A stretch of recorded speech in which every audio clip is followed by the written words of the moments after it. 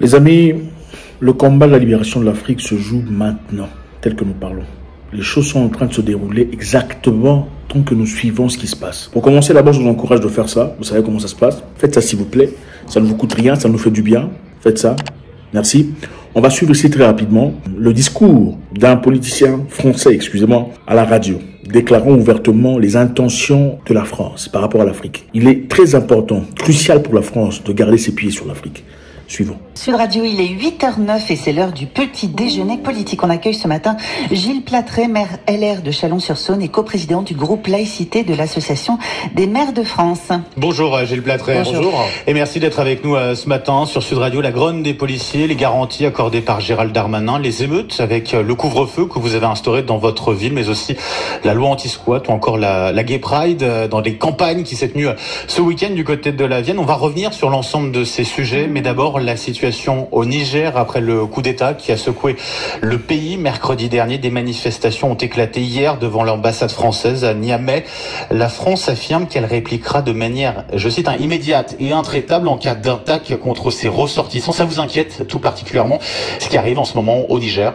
Ce qui m'inquiète, c'est que la situation au Niger est en fait quelque part l'aboutissement de notre retrait progressif du Sahel. La France en est chassée État après État au profit du Mali, le Burkina Faso. C'est ça, un coup d'État militaire, immédiatement les ressorts anti-français sont présents. Je voudrais quand même être clair, il y a effectivement des populations dans la capitale qui s'en sont pris au symbole de la France. Ça ne veut pas dire que la population totale du Niger est anti-française. Il faut se méfier des manipulations payées par la Russie, qui sait très bien aussi financer quelques émeutiers pour que ces drapeaux soient brandis et que le monde entier croit qu'elle a récupéré finalement la mise en Afrique. Donc en tout cas, vous dénoncez très précisément l'implication de la Russie d'une manière ou d'une autre ici. Je suis pas le seul à le faire. Moi, je pense qu'il est évident que les ressources minières du continent africain et le positionnement stratégique, en l'occurrence en uranium sur le Niger, intéresse fortement Moscou et que Moscou fait tout pour nous déstabiliser. Donc on verra quelle est la position de la junte qui vient de prendre le pouvoir et renverser le président vis-à-vis de Moscou. Je serais surpris qu'elle y soit hostile. Et en tout cas, la France, et pour le coup, je suis peu suspect de soutien à M. Macron, mais je trouve que sa réaction a été proportionnée. Nous ne pouvons pas quitter le Niger et je suis donc, pour le coup... Quoi? La réaction était proportionnée. Nous ne pouvons pas quitter le Niger. Vous écoutez ça? Dans les 19% des sondés qui pensent que la France doit rester présente militairement, non seulement au Niger, mais ailleurs en Afrique. La France doit rester présente militairement, pas seulement au Niger, mais aussi ailleurs en Afrique, sans langue de bois. Notre retrait nous coûterait très cher à terme. Nous avons besoin de rester très présents sur le continent africain. J'allais dire que c'est la base principale aujourd'hui au Niger de la lutte contre le terrorisme. Mais c'est la seule qu'il nous reste. C'est la seule qui nous reste. C'est la base, la seule base qui nous reste. Vous voyez combien on vous dit qu'il est important d'ouvrir les yeux. C'est la seule base qui nous reste. Il est important que l'on reste présent en Afrique. Après avoir été chassé d'autres pays. Donc il y a un intérêt stratégique évident pour la France à rester présente. Donc on verra, la situation est évidemment très confuse pour le moment. Mais notre intérêt premier, c'est de rester sur place le plus longtemps possible. Rester sur place le plus longtemps possible. Bon, s'il faut rester sur place le plus longtemps possible, il faudrait qu'il y ait une raison de rester sur place le plus longtemps possible. L'une des raisons les plus évidentes, c'est quoi? Il faudrait qu'il y ait un problème à résoudre pour que nous restions le plus longtemps possible. Il faudrait une raison tangible de rester le plus longtemps possible. Il faudrait des affirmations, des choses vraies, des vrais problèmes, des problèmes réels pour que l'on reste aussi longtemps possible. C'est-à-dire, s'il n'y a pas de problème chez vous, en tout cas là où on veut être, on ne pourra pas rester, on n'aura pas de justification ou de justificatif pour rester le plus longtemps possible. Il faudrait qu'il y ait quelque chose qui n'aille pas quelque part pour que nous restions le plus longtemps possible, n'est-ce pas? Comme quoi? À vous de répondre.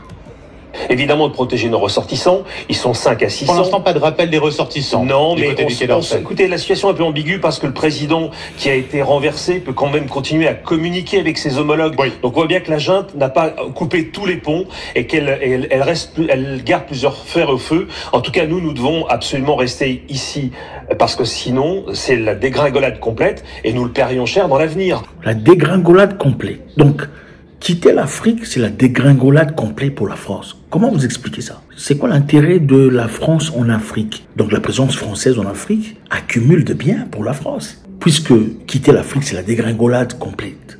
Expliquez-moi ça. Donc il y a un intérêt national bien compris qui est que la France reste sur la question Un intérêt national bien compris. Waouh. La lutte contre le terrorisme, en l'occurrence, c'est ça. Mais pas que. Écoutez, c'est-à-dire, moi je veux pas être naïf parce qu'en diplomatie, il faut pas être naïf. La lutte contre le terrorisme, c'est important pour rester de manière le plus longtemps possible en Afrique. Ça a besoin d'être présente en Afrique, y compris pour ses intérêts économiques. Voilà, c'est pas la peine qu'on se raconte d'histoire parce que Moscou, eux, ne s'en rendent compte pas. Moscou veut absolument assurer une présence parce qu'il y a un intérêt économique. Nous devons avoir la même logique. Et donc, bien sûr que c'est consommateur de temps, d'argent, mais c'est aussi pour nous une manière d'assurer notre indépendance, en tout cas une partie de notre indépendance. En l'occurrence, vous avez parlé de l'uranium tout à l'heure. Assurer votre indépendance à travers l'uranium. Waouh! C'est une manière d'assurer notre indépendance à travers l'uranium. Expliquez-moi ça, moi je comprends pas très bien. Quel uranium?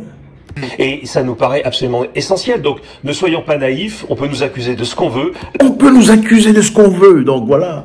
J'assume pleinement ce que j'ai fait. On peut nous accuser de tout ce qu'on veut. C'est pas grave. Du moment qu'on assure notre liberté. Ce qu'on veut. La France a un grand passé en Afrique, elle doit conserver une partie de celui-ci pour l'avenir. Oh là là, donc la France a un grand passé en Afrique, elle doit conserver une partie de cela pour l'avenir.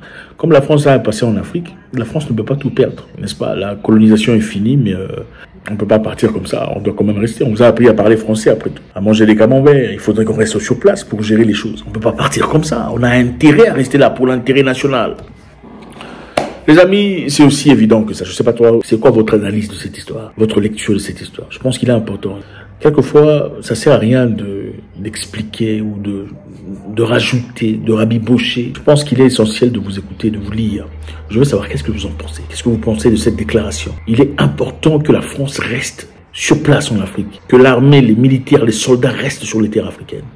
Ça en va de l'intérêt de la France. Quel genre d'intérêt? Je sais pas, pourtant on disait, il paraît que la France ne gagne rien en étant en Afrique. Pourquoi est-ce que c'est important que la France reste? Parce que la France a une histoire, une longue histoire en Afrique, elle ne peut pas quitter. C'est pour les intérêts, comme il le dit.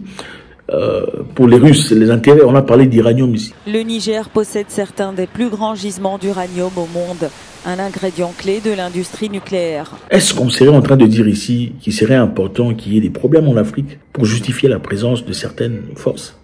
Est-ce qu'on serait en train de dire ça par hasard? Je sais pas. Expliquez-moi. Peut-être que c'est moi qui comprends pas bien. Est-ce qu'on serait en train de dire qu'il faudrait impérativement qu'il y ait des problèmes en Afrique pour que nous justifions notre présence? Parce que voilà, nous sommes en train de perdre tout. On a tout perdu. On nous chasse partout. C'est notre dernier lieu, notre dernier bastion. Bon, écoutez, il faut protéger les ressortissants français. Je ne sais pas s'ils sont en danger. En tout cas, jusque-là, je ne sais pas trop. Il faut nous informer si les ressortissants français sont en danger au Niger. Je ne sais pas. On a vu quelques vidéos des vagabonds qui brûlaient des histoires qui ont attaqué l'ambassade. Ça, moi, je le condamne fermement. Il faut respecter les gens dans le sens où l'ambassade fait partie de la France. L'ambassade de la France, il faut respecter les droits internationaux. Ça, c'est la France. On n'a pas le droit de toucher. Comme il a bien dit lui-même, quelques Nigériens ne font pas l'ensemble des Nigériens en général. Quelques vagabonds, délinquants qui brûlent ici, là, ne représentent rien le peuple nigérien. Alors je pense qu'il est essentiel de clarifier un peu cette histoire. Il ne faudrait pas toucher aux ressortissants français. Pas du tout. Okay? Ce qui est de l'intérêt du Niger et de l'intérêt du Niger, ça n'a absolument rien à voir avec les civils français. Absolument rien à voir. Il ne faut pas toucher du tout. Et détruire ce qui appartient à la France, en tout cas dans le sens de l'ambassade, de tout le bazar, c'est un crime. Mais en ce qui concerne la présence, il faudrait que l'on reste le plus longtemps possible. Il faudrait quand même justifier ça. On va rester le plus longtemps possible. C'est pourquoi? C'est quoi l'objectif final? Il faudrait quand même nous expliquer. Okay? Si on nous a chassés de partout, il faudrait qu'il y ait un problème, évidemment, pour justifier la présence de qui que ce soit. Est-ce qu'on veut qu'il y ait des problèmes en Afrique pour justifier certaines présences? Faites-moi savoir ce que vous en pensez. Je pense que c'est très important de le clarifier. God bless.